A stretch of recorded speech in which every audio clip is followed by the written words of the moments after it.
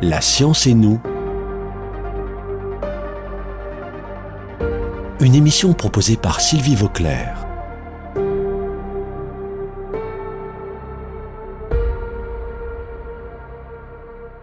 L'intelligence artificielle, plus familièrement l'IA, fait actuellement parler d'elle de tous côtés, à tout niveau. Impossible d'y échapper. On ne peut pas commencer à écrire un texte sans voir s'afficher des suggestions d'IA pour la suite de ce texte, des suggestions parfois bien encombrantes.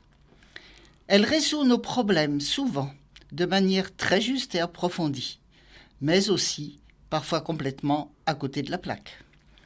Dans la vie de tous les jours, les relations du public avec l'intelligence artificielle ont profondément évolué. Dans l'imaginaire collectif, nous ne sommes plus accompagnés simplement par l'intelligence artificielle, mais par une ou plusieurs IA personnifiées par le public. Il y a 2 ans, en janvier 2024, nous vous avions présenté 2 entretiens sur ce sujet avec Malik Khalab, qui est l'un des grands spécialistes internationaux de l'intelligence artificielle. Il travaille sur ce sujet depuis les années 1980 et il a publié l'un des premiers livres en français sur l'IA en 1987, qui s'appelait « Éléments d'intelligence artificielle ». Il a publié ensuite de nombreux livres, la plupart en anglais. Malik est à présent directeur de recherche émérite au LAS, le laboratoire de recherche spécialisé dans l'analyse et l'architecture des systèmes à Toulouse. Bonjour Malik. Bonjour Sylvie. Il s'est passé beaucoup de choses depuis notre dernière discussion il y a 2 ans. C'est une évolution fulgurante. L'intelligence artificielle a complètement envahi notre quotidien et on a déjà l'impression que le public ne pourrait plus s'en passer. Et pourtant, il faut faire très attention, car l'IA est loin d'être parfaite. Elle dépasse les attentes en résolvant des questions au-delà de ce qui était prévu, mais elle est aussi capable de dysfonctionnements, de comportements incorrects, de propos nocifs et même de tricheries et de mensonges. Alors pour commencer, Malik, pourquoi dit-on que l'IA dépasse nos attentes ?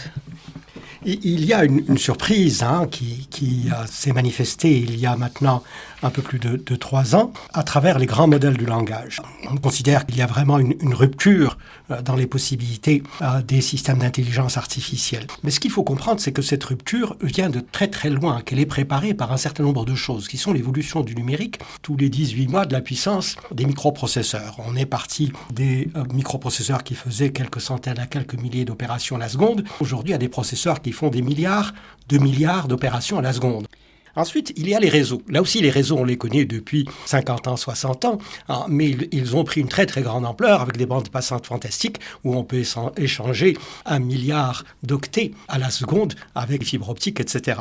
Et le troisième élément, qui est basé sur les 2 premiers, c'est les grandes masses de données. Ils font qu'on dispose d'une énorme quantité de données sur la base desquelles on va faire de l'apprentissage. L'apprentissage n'est pas nouveau, l'apprentissage est ancien en intelligence artificielle, mais il a changé de nature sur plusieurs facettes. Les grandes nouveautés en intelligence artificielle, c'est que jusqu'à à peu près les années 2000-2010, nos méthodes et nos succès étaient très spécialisés. On disposait de méthodes très spécialisées qui étaient coûteuses en termes des connaissances qu'il fallait donner à la machine pour qu'elle puisse faire du raisonnement, qu'elle puisse résoudre des problèmes, apporter des décisions intéressantes, etc. Ce qui était à la fois très limitatif, étant donné qu'elles étaient très spécialisées, mais relativement rassurant parce que le contexte était étroit à chaque fois. On est passé de ces systèmes très spécialisés à des systèmes polyvalents. Cette grande polyvalence multitâche sur des environnements ouverts s'est traduite d'abord sur la classification de données, le traitement de données. Et ça, c'est les années 2010-2012. Et puis, à partir des 10 ans après, 2022, c'est la génération de données, et en particulier le langage naturel. Et cette polyvalence a été extrêmement surprenante, non pas au sens de fonctions qui n'existaient pas en IA, on savait traiter le langage naturel, mais avec des performances relativement modestes jusque-là. Elle a été surprenante à cause d'un facteur d'échelle. On avait jusqu'à présent des modèles relativement petits.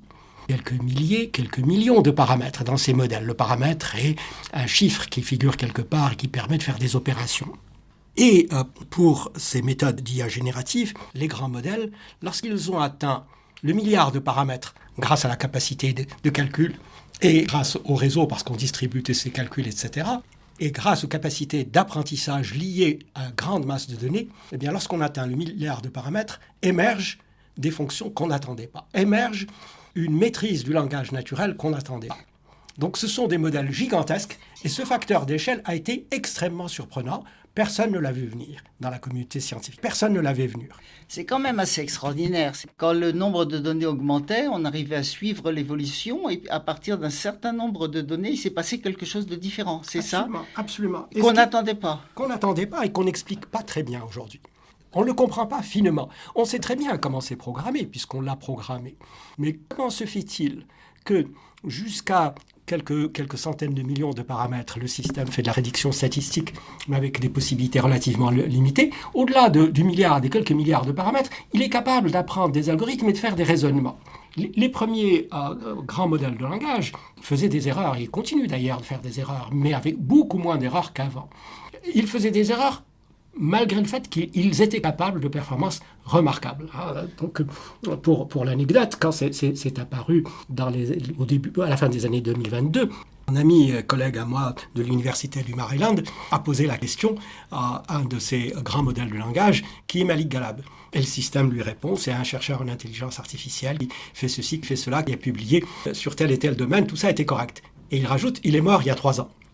L'IA ajoute, il est mort il y a 3 ans.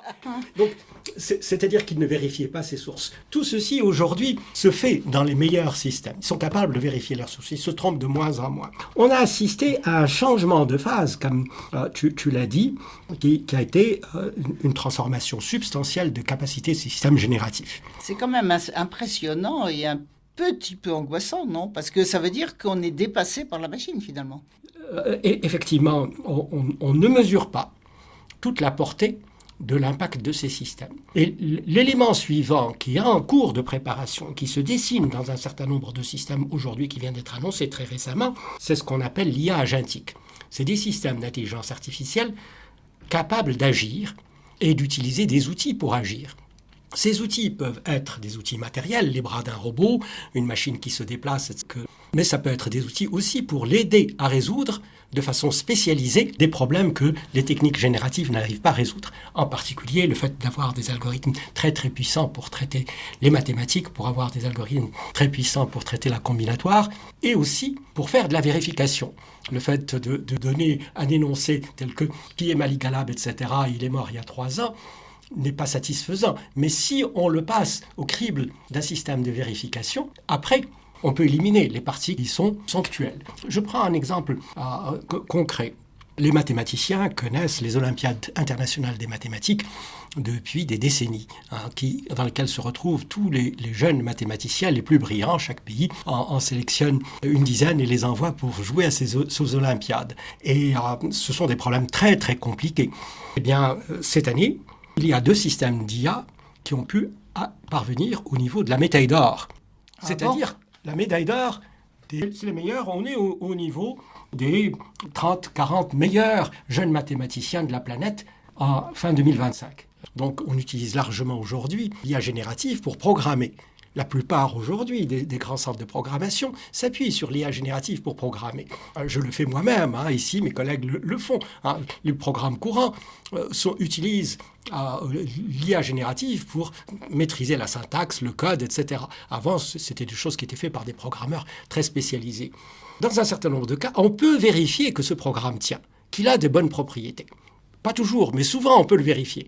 Aujourd'hui, on va le vérifier grâce à des systèmes de vérification formelle, dans un certain nombre de cas, ou grâce à des systèmes de test. Donc, le fait que l'IA générative, non seulement génère des choses qui sont construites, mais qui ne sont pas sûres, et puisse les vérifier avec des outils, est un pas vers cette IA agentique qui utilise des outils. Mais entre utiliser des outils pour résoudre un problème et utiliser des outils pour transformer le monde, il y a un énorme pas conceptuel, mais il n'est pas si considérable que ça par rapport à l'avancée de l'état de l'art aujourd'hui. Et je pense qu'on va arriver à des systèmes d'IA agentique relativement performants. On commence à en voir quelques-uns qui sont annoncés dans les 3-4 prochaines années. Je crois qu'on va parler et revenir sur tout ça dans l'émission prochaine. Donc je comprends bien qu'au début, l'IA utilisait une méthode statistique, trouver des réponses à des problèmes qu'on lui posait, et qu'il y a vraiment cette rupture, ce passage à un autre niveau, c'est d'organiser, de prendre des décisions. C'est la phase IA génétique. Les éléments de progrès sont liés aux architectures conceptuelles des réseaux de neurones, puisqu'à la base, c'est des réseaux de neurones qui sont derrière, avec des architectures qu'on appelle des transformers et leurs variantes, qui sont sur des bases statistiques. Associé à cela, on a dans la panoplie des outils d'IA des systèmes qui s'appuient sur la logique, qui s'appuient sur les mathématiques, le système de propagation de contraintes, beaucoup de choses qui sont disponibles. Le fait de pouvoir s'appuyer sur ces outils ou simplement vérifier les références, chercher des choses sur Internet et les vérifier apporte énormément au système génératif. Tout n'est pas correct de ce qu'on voit sur Internet. Absolument, tout n'est pas correct de ce que l'on voit sur Internet. Mais le fait de dire que cette même assertion est corroborée par 3 ou 4 sources nous donne du poids. C'est exactement la même chose que sur un résultat scientifique sur lequel il y a controverse et sur lequel on discute aujourd'hui. D'accord, je comprends très bien. Et merci beaucoup Malik, parce que je crois qu'à partir de là, on va avoir beaucoup de choses à raconter la semaine prochaine sur justement les agissements de l'IA et des propositions, des décisions qu'elle fait, qui peuvent être pas vraiment erronées, mais trichées, par exemple. Donc, on va parler de ça la semaine prochaine. Merci, au revoir Malik.